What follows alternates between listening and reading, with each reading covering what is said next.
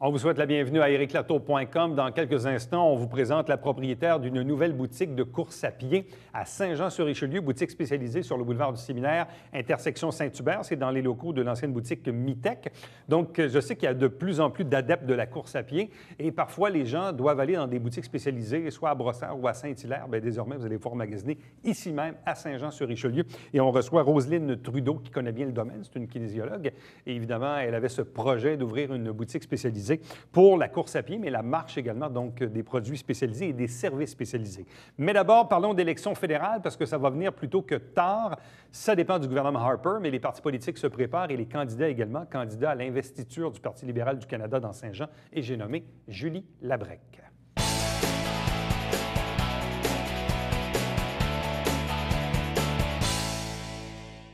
Il y a presque un an, c'était bien sûr les élections municipales. On a eu des élections provinciales également. Il faut déjà parler des élections fédérales qui, en principe, sont à date fixe, donc prévues pour l'automne 2015. Encore là, il y a toujours un risque que le gouvernement Harper décide de déclencher le printemps prochain, si bien que les partis commencent à s'organiser. C'est le cas du Parti libéral du Canada et de certains candidats à l'investiture, notamment Julie Labrec qui est avec nous. Bonsoir et bienvenue. Bonsoir, merci. Donc, ça fait déjà plusieurs semaines, voire plusieurs mois que vous travaillez à votre candidature, mais candidature à l'investiture du Parti libéral du Canada dans Saint-Jean. Exactement. C'était le souhait de M. Trudeau, lorsqu'il s'est fait élire à la chefferie du Parti libéral du Canada, de tenir des investitures dans les comtés, dans la plus grande majorité des comtés, pour que les membres du Parti libéral puissent élire le ou la candidate qu'ils veulent avoir pour les élections en 2015. Donc, on ne voulait pas nécessairement des candidats désignés ou de dernière minute, ou des candidats, disons, parachutés. Exact. Et d'ailleurs, le comté en a eu quelques-uns au fil des élections, malheureusement. Oui, exactement. Donc, M. Trudeau voulait changer ça, voulait justement des candidats locaux dans les circonscriptions. Alors, moi, depuis, je te dirais, un an que je participe au congrès du Parti libéral dans les différentes associations, différentes activités, et puis depuis 6 mois que je travaille sur ma campagne à l'investiture à temps plein ou presque. C'est quand même assez, bien, je dirais pas rare, mais je trouve ça quand même intéressant de voir... premièrement, il n'y a pas beaucoup de femmes en politique. Ça, c'est un peu triste. Là. Il n'y a pas vraiment la parité ni à Ottawa ni à Québec. Deuxièmement, des femmes qui sont dans la fleur de l'âge, des jeunes mères de famille. C'est d'autant plus courageux parce qu'on sait que la politique est exigeante. Ça demande beaucoup de déplacements, beaucoup de longues heures. Vous venez à peine d'accoucher il y a quelques mois. 2 mois, exactement. 2 mois. Aujourd'hui. Ça paraît pas beaucoup. Non, vous avez repris votre taille oui, assez rapidement. Est-ce que c'est quoi qui nous détermine à dire, moi, je veux aller faire de la politique? Moi, j'ai toujours su que je l'avais dans le sang, le côté politique. J'ai toujours su que je voulais en faire un jour, mais je voulais absolument passer par le côté entreprise, gestionnaire, leader d'équipe avant.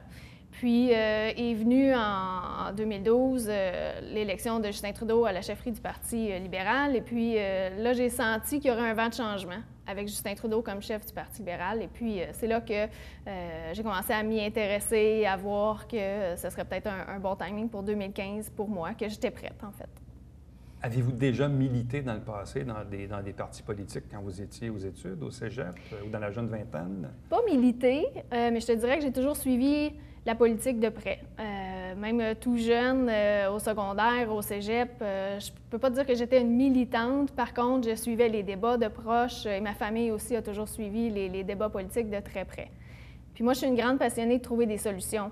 En fait, dans mon parcours professionnel, quand j'étais gestionnaire à la Banque de Montréal avant de tomber en congé de maternité comme directrice de succursale, bien, ma passion, c'est de trouver des solutions, d'analyser les problèmes, puis de prendre des décisions rapidement, puis de mettre en place des plans d'action.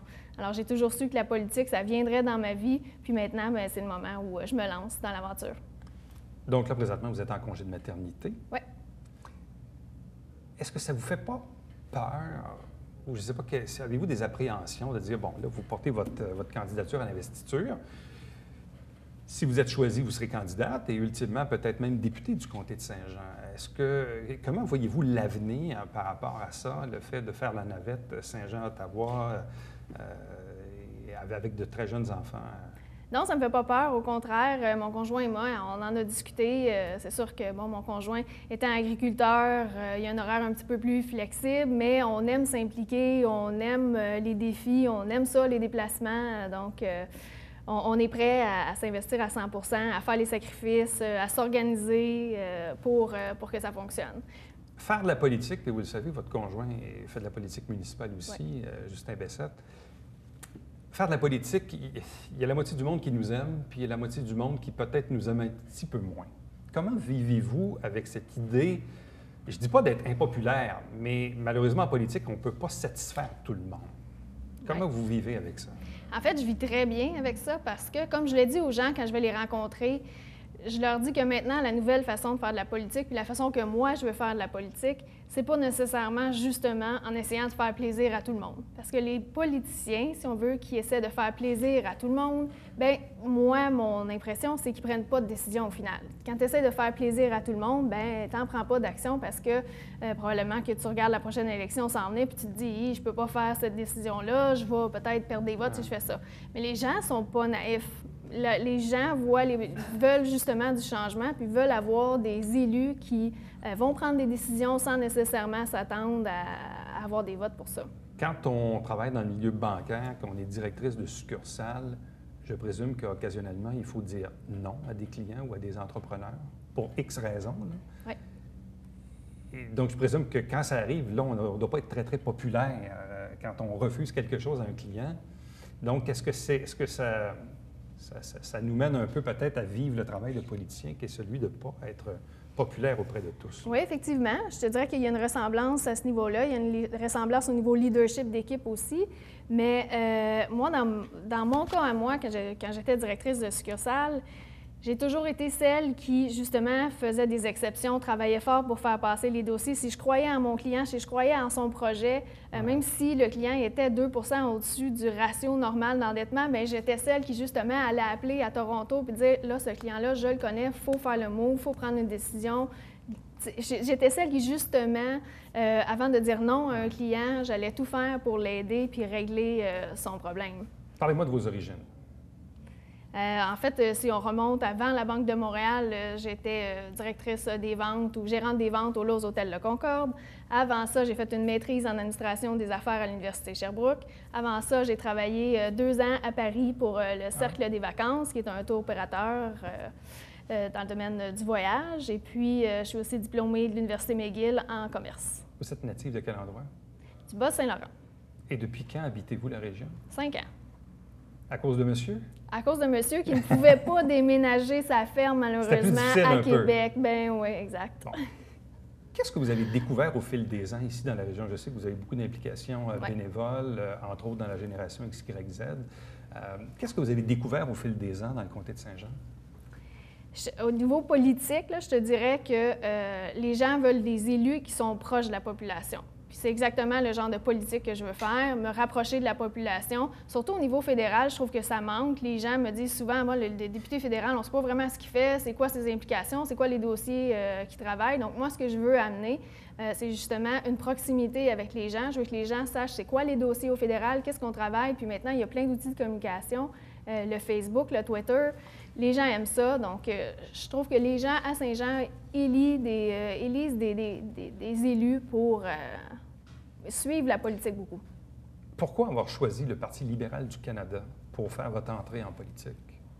Bien, c'est sûr que j'ai toujours été une libérale. Fondamentalement, j'ai toujours été libérale. Même si ce n'était pas le cas de ma famille, c'est bien drôle parce que ma famille était très péquiste, puis moi, j'étais toujours la seule à la table pendant le souper qui défendait mes idéologies libérales. Mais donc, fondamentalement, j'ai toujours été une libérale. Et puis, deuxièmement, bien, c'est l'équipe. C'est Justin Trudeau comme chef, mais c'est aussi plusieurs députés, plusieurs candidats de qualité. On parle de Karine Desjardins à Chambly ou d'Emmanuel Dubourg. C'est une super équipe avec qui j'ai vraiment envie de travailler. Qu'est-ce qui vous inspire, Justin Trudeau?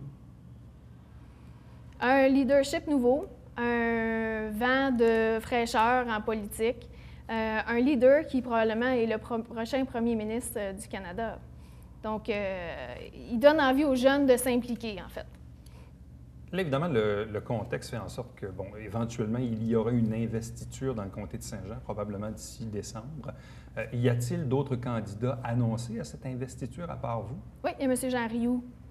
Également. Donc, ouais. vous êtes 2 jusqu'à présent? Oui. Évidemment, ça va faire en sorte que ça va gonfler le membership, je présume, là, de part et d'autre, là, parce que Tout à fait. vous allez pouvoir remonter vos candidatures.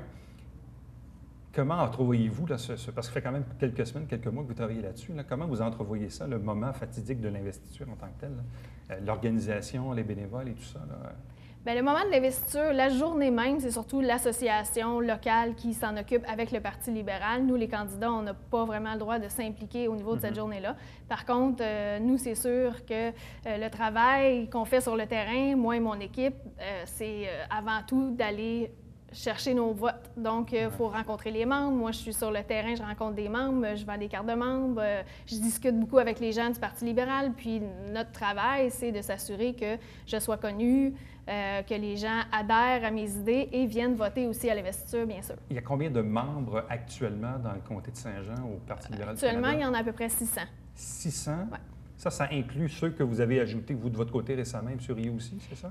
Oui, mais récemment, il y en a qui ne sont pas encore inclus là-dedans. Là. Quand même. Oui.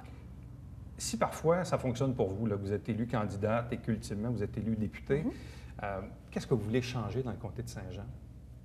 Moi, c'est sûr qu'il y a des grands principes fondamentaux que, comme je te disais tout à l'heure, il faut se rapprocher des gens.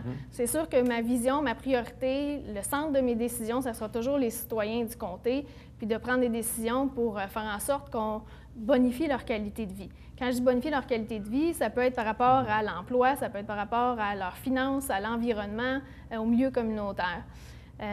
Maintenant, ça passe par plusieurs déclinaisons, que ce soit les agriculteurs, les aider à défendre leurs dossiers, leur prise de position au niveau fédéral, que ce soit avec le collège militaire, d'amener le cursus universitaire. Donc, il y a plusieurs dossiers fédéraux dans le comté que les gens ne connaissent pas. À la colle aussi, il y a une problématique avec les eaux, le quai des eaux. Donc, il y a plusieurs dossiers qu'il faut amener sur la table. En même temps, le contexte politique est assez particulier au Québec et au Canada. On a un gouvernement conservateur majoritaire avec une poignée de députés au Québec.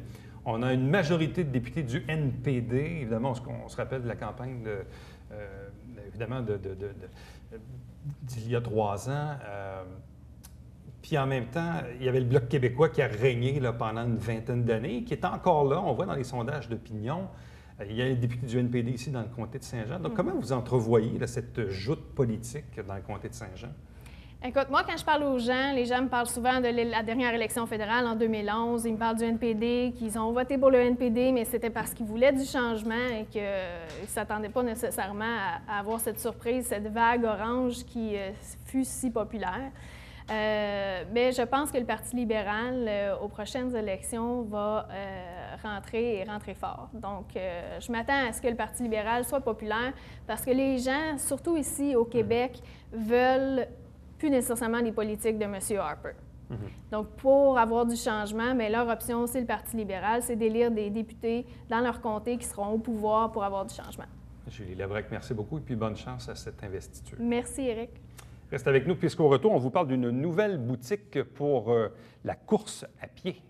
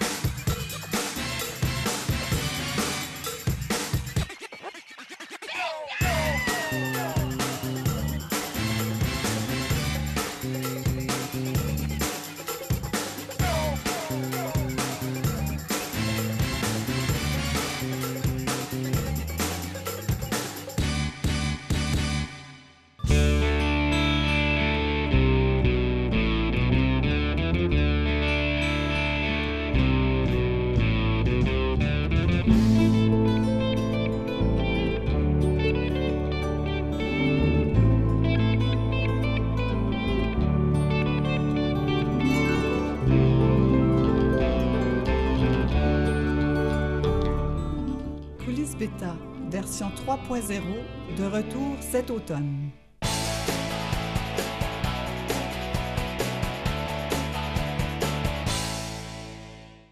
Si vous passez sur le boulevard du Séminaire Nord, vous allez remarquer une nouvelle boutique au 558, donc à l'intersection de la rue Saint-Hubert. Nouvelle boutique de course à pied qui s'appelle le Coureur urbain. Avec nous pour en parler, Roselyne Trudeau. Bonsoir et bienvenue.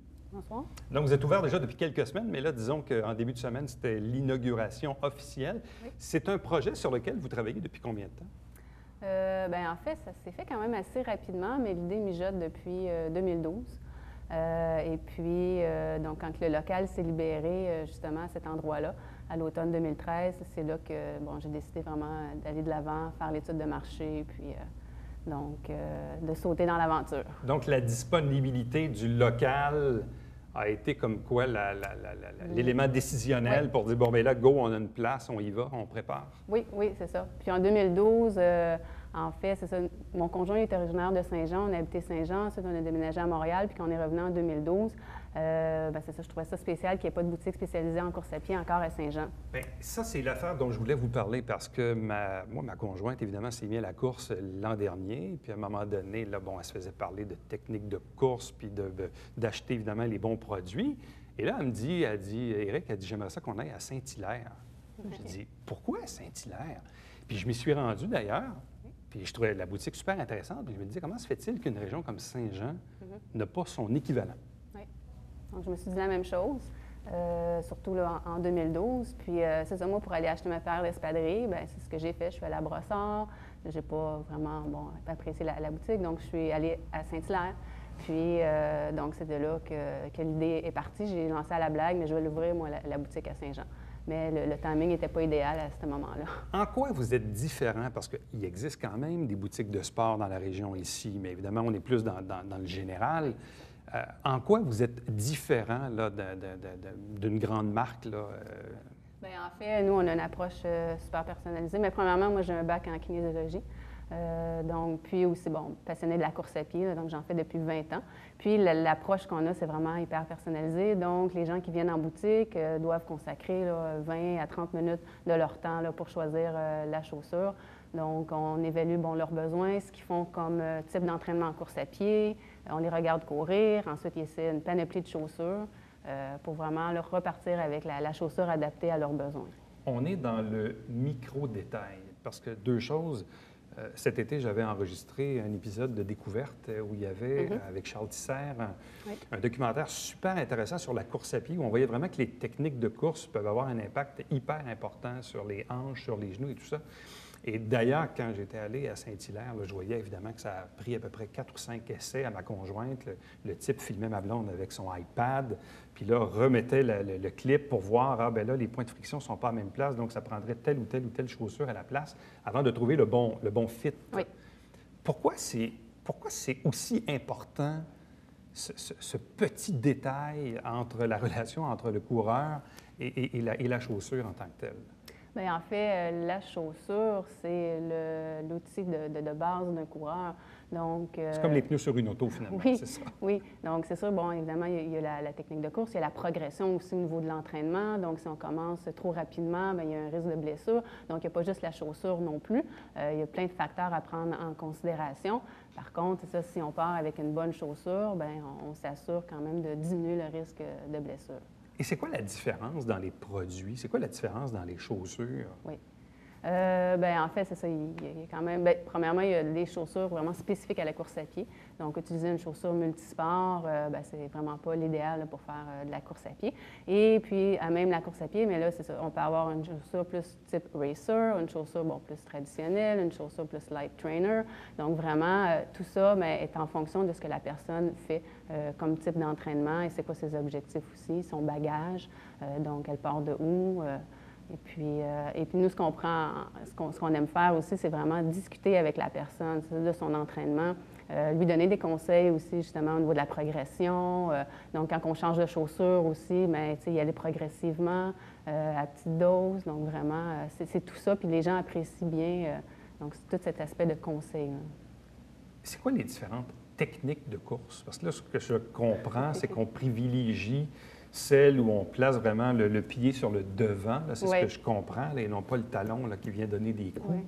Est-ce que c'est ça vraiment là, la technique idéale? Bien, c'est sûr que c'est un petit peu compliqué là, si on rentre là-dedans, puis il y a différentes façons de penser, en fait, différentes théories. C'est ça. Donc, c'est sûr qu'il n'y a pas, oui, il peut y avoir une mauvaise technique, mais il n'y a pas qu'une seule technique. Donc, oui, c'est sûr, au niveau de mi-pied, donc attaquer mi-pied, c'est bien. Par contre, si on est sur la pointe des pieds, bien là, c'est autre chose, ça peut apporter d'autres problèmes, donc plus les mollets, les tendons. Si on attaque plus du talon, c'est sûr que si on attaque du talon, mais qu'on n'a pas de flexion dans le genou, puis que c'est comme très plus raide, là, oui, ça peut apporter des problèmes au genou, au dos. Par contre, si on a un talon qui est plus absorbant, donc vraiment avec une flexion, tout ça, puis qu'on n'a pas de problème, donc ça peut être correct aussi. Il faut vraiment avoir, c'est du cas par cas. Donc... Bon, parce que d'ailleurs, en fin de semaine, c'était le défi Je bouge. Je voyais évidemment, il y a eu plusieurs milliers de personnes là, qui ont participé à l'événement, soit à la marche ou à la course. Et puis, je regardais sur la bande du canal et à un moment donné, je regardais des gens, je me suis dit, ces gens-là, ils marchent. Et là, ma conjointe me dit, non, ils courent. Là, pourtant, j'avais l'impression qu'ils touchaient le sol continuellement, que les pieds ne levaient pas nécessairement. Mais ça ne veut rien dire. C'est ça? Bien, en fait, c'est ça. Ça dépend de la vitesse aussi. Donc, la personne qui va courir plus lentement, c'est certain qu'elle va être moins... le pied va moins se lever du sol, ça, c'est certain. Bon. Avez-vous plusieurs marques dans ce que vous tenez en stock? Oui, c'est quoi les marques de choix là, dans les... Bien, en fait, on a Brooks, Saucony, Adidas, ensuite Merrell, on les a tous, New Balance. Autant pour la course à pied que la marche aussi? Oui, en fait, la marche urbaine, il n'y a pas de problème. C'est une bonne chaussure de course, tout simplement, coussinée, puis donc ça fait bien le travail. Parce qu'il y a aussi, puis vous me corrigez, mais il y a pour les gens aussi qui veulent soit courir ou marcher 12 mois par année. Là. Oui. Donc là, ça prend un autre type d'équipement là, quand on court dans la neige ou dans la gadoue un peu. Oui, bien, c'est sûr qu'on peut avoir donc un soulier avec un crampon, un soulier en Gore-Tex. Donc ensuite, le bas, les vêtements, donc un bon bas en laine, par exemple, de Mérino. Donc c'est important, si on veut courir l'hiver, d'être bien équipé parce que sinon, c'est pas agréable. Comment on passe de kinésiologue à entrepreneur? Bien, en fait, c'est ça, c'est une question de passion aussi. Là. Donc, la course à pied, c'est vraiment une passion pour moi. Puis, bien, je viens d'une famille d'entrepreneurs. Mes parents sont entrepreneurs. J'ai 2 frères, une sœur sont entrepreneurs. Donc, j'étais la seule qui n'était pas dans le domaine. Puis, donc, ça fait partie de moi. Bon, vous avez quand même une bonne feuille de route. Là. Je voyais quadruple médaillé au championnat universitaire canadien, finaliste aux 600 mètres à 2 reprises au championnat universitaire canadien, participation aux Jeux du Canada et de la francophonie. Ça, c'était en quelle année? En 97 et 2001. Championne provinciale à plusieurs reprises aux 300 et 400 mètres, qualification pour des championnats du monde de duathlon. Bref, vous avez quand même une bonne feuille de route, là. Oui. J'ai travaillé fort. Je m'entraîne fort, puis je continue. Qu'est-ce qui fait que vous continuez? Parce qu'après un temps, on pourrait dire, regarde, là, ça fait 10 ans, 20 ans, je fais ça, là, j'ai le goût de faire d'autres choses. Qu'est-ce qui fait, vous décidez de continuer dans cette aventure-là? Bien, en fait, ça devient... une drogue? Bien oui, une drogue, hein, c'est cliché, là, mais c'est ça. Puis moi, j'ai toujours été très compétitive, donc c'est toujours de me surpasser.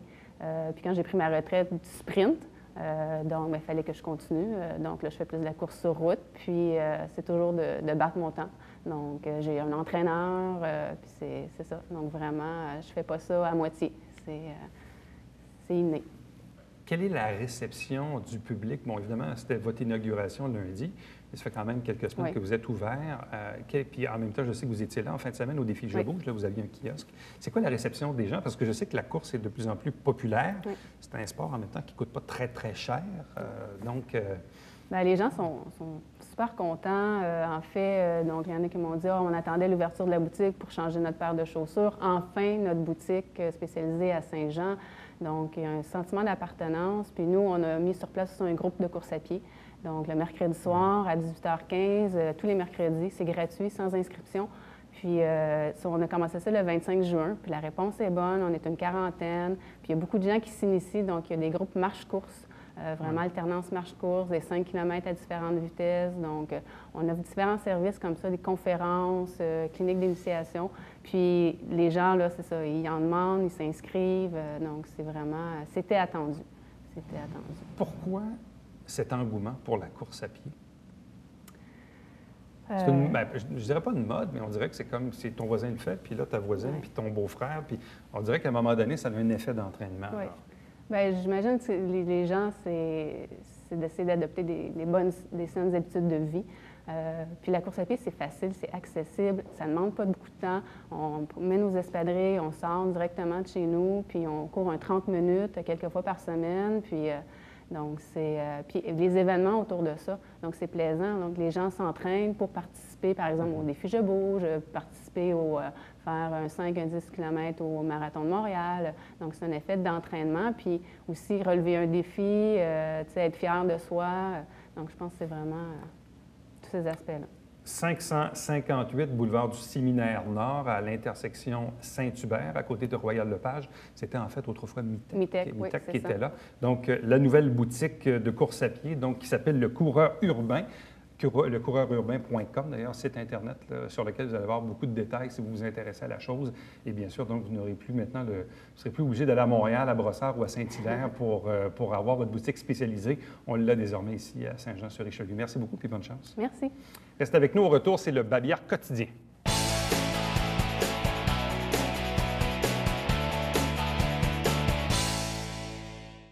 À chaque saison, le service des loisirs de la Ville de Saint-Jean-sur-Richelieu vous offre des ateliers. Il y en a des nouveaux cette année, groupe de Zumba Gold, il y a des cours d'espagnol, conditionnement physique pour les 55 ans et plus. Bref, je vous invite à contacter le service des loisirs et de bibliothèque de Saint-Jean-sur-Richelieu. Les inscriptions se font désormais en ligne, c'est beaucoup plus facile, donc vous allez sur le site. Vous savez qu'il y a maintenant, on a raccourci ça, avant c'était www.ville-saint-jean-sur-richelieu.qc.ca, c'était interminable. Dorénavant, c'est www.sjsr.ca/loisirs. À chaque semaine, on vous présente les résumés des travaux du Conseil de Ville. L'émission s'appelle Saint-Jean-sur-Richelieu. On a fait la captation du dernier conseil le mardi 2 septembre et au cours des 2 prochaines semaines, on vous résume les travaux. Il y a entre autres été question du parc des Colibris. Le maire Fecteau a dû trancher. Également, les permis de bar dans le Vieux-Saint-Jean, dans le centre-ville. Ça fait l'objet d'un débat. Donc, vous avez la grille horaire de l'émission qui s'affiche actuellement à l'écran. Télébingo, ça a recommencé aussi. C'est à tous les dimanches matins, 9h30, en direct, au câble 9. 3 500 $ en prix. Il y a une trentaine de dépositaires, là, principalement des commerces, des dépanneurs, des épiceries, pour vous vendre ces livrets. Et Télévision du Richelieu, pour me joindre, Éric Latour en un mot, à commercial tvhr9.com. À demain. Bye-bye.